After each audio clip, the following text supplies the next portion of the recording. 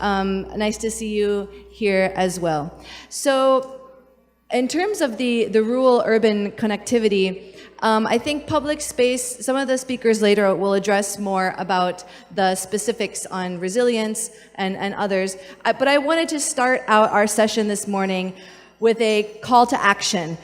Let 2018 be the year that we take back public space.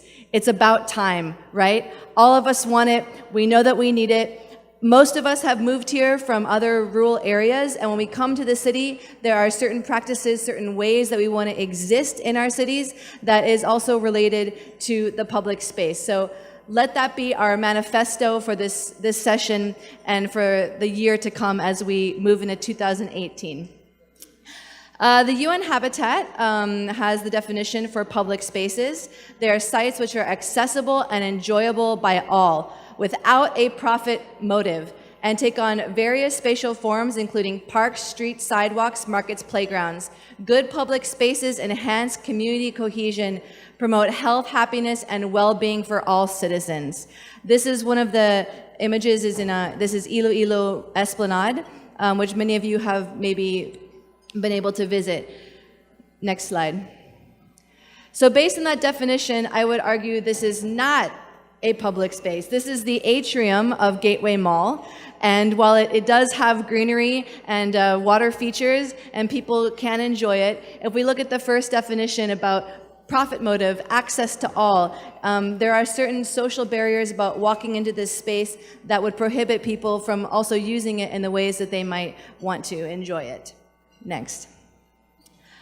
So we have guidance from the SDG 11 as its World Planning Day.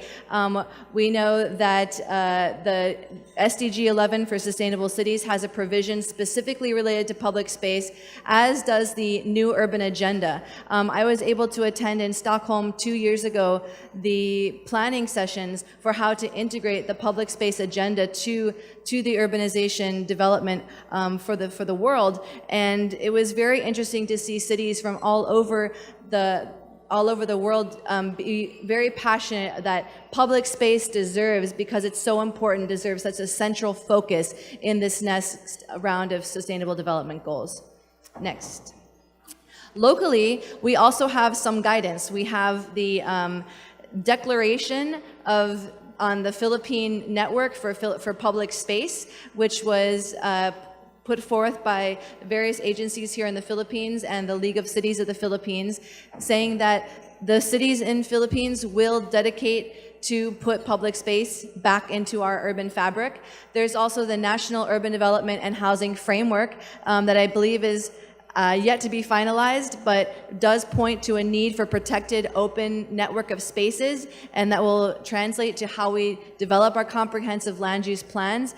And then within the comprehensive land use plans existing are the provisions for public parks and also recreational areas. However, as all of us know, regulations, guidelines are one thing. We have to actually do it. So as the keynote speaker told us today, as the EnPs in this country, it is our responsibility to make sure that these provisions are heard, to make sure that they get a place at the table when we do the comprehensive land use plans, and that we find the opportunities to make this a reality. Next. The World Health Organization finds that the healthy cities should have 9 square meters of green space for every urban citizen. The most recent report that I could find was the 2011 Asia Green City Index, which shows in Metro Manila we're just about 5 square meters per person. Next. The National Urban Greening Program is another opportunity for us to build on building the greenery back into our public spaces. Urban greening does have a line item in the National Urban Greening Program. From 2011 to 2012, they were able to accomplish 8,434 hectares of green in Philippine cities. Next. In general, I think even though we said that public space shouldn't be for profit motive, it doesn't mean that it doesn't add value to the city. Of course it does. It adds it in direct profits. The Esplanade in Iloilo saw a 600% land value increase after the installation of that project. And we see in examples like in Dipolog City, the boulevard being used not only as a place for Zumba, for recreation, for biking, but also for rental of activities generating up to 5 million pesos per year that they can use to cover maintenance costs.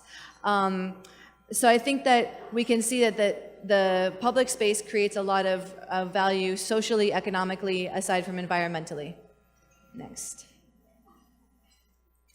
So in the Philippines, because some of you are working in cities and areas where you still have space that you can work with. So at the beginning, you can really work on transforming, protecting those areas that are not yet built up and keep them as open space for the places where you are working. For a lot of us, especially in Metro Manila, maybe in Cebu, it's a bit more difficult because it's already highly dense. It's already built up. Streets are the majority of the public space in our cities, but they are underutilized, they are underperforming, and they're not giving us everything that they really could. Next. The UN guidelines propose that 45% of land area should be used for streets and public space, broken down between 30% for the streets and sidewalks, don't forget the sidewalks, and 15% for open spaces, green spaces, public facilities.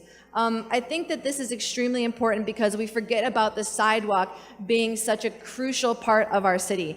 One of the common things that we see are just the fact that parked cars all over our sidewalks. This was a major source of stress for me when I was working at MMDA, was how to get all of those cars off of the sidewalks. It's crazy. How can we walk anywhere? That's my normal walk home on Makati Avenue. I've been to that hotel 4 times asking for their permits. How can you allow for there to be parking on this sidewalk? That is a public space and we need to reclaim it.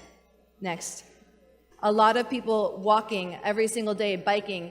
Even if you have to use public transportation, you don't fly in a helicopter from your bed to the MRT. Everyone likes to have a park to go to play in. Aside from the environmental benefits of capturing the water, providing mitigation, it adds a lot of value when kids have a place to actually go sometime during the week that's, not just sitting in the mall or watching the TV. They're going outside, they're playing, and they're having some better experience.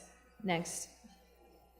I've seen a lot of different types of parks in Manila and around the country. This is like a very small pocket park. It's in a rotunda in Old Manila, where you see like a grandfather just out for the day with his grandchild. We see all kinds of, because we have such a lack of space, even these small pocket parks become important public spaces. Next.